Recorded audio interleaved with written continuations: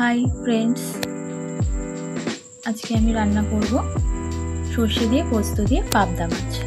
প্রথমে পাবদা মাছগুলোকে সামান্য হলুদ আর দেখো সামান্য নুন দিয়ে আমি একটু মেখে নেব। ভালো করে মাখিয়ে নিচ্ছি। আর আমি এই রান্নায় ব্যবহার করব আলু, তাই গোল গোল করে আলু কেটে রেখেছি। দেখো গোল গোল করে আমি আলুগুলো কেটে রেখেছি। তারপরে শিলে আমি সর্ষে, পোস্ত, কাঁচা লঙ্কা আর সামান্য নুন দিয়ে এটা বেটে নেব।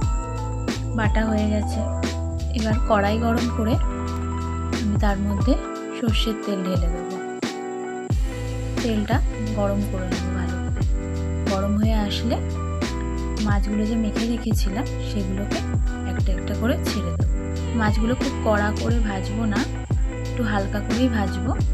ভেজে নেব।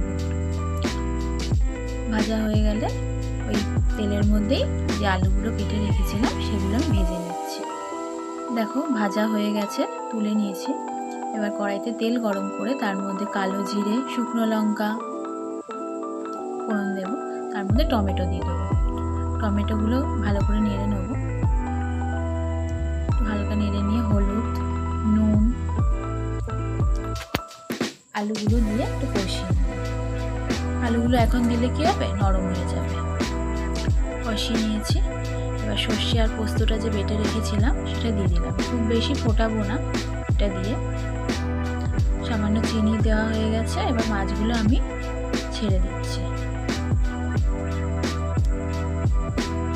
মাছগুলো ছেড়ে দিলাম। মাছগুলো ছেড়ে দিয়ে একটু ফুটিয়ে নেব। একটু ঢাকা দিয়ে দেবো। ঢাকা দিয়ে কিছুক্ষণ ফুটিয়ে নামিয়ে নেব। দেখো আমার রান্না হয়ে গেছে, নামিয়ে নিয়েছি। আরও সুন্দর সুন্দর ভিডিও পেতে তোমরা চ্যানেলটাকে সাবস্ক্রাইব করো।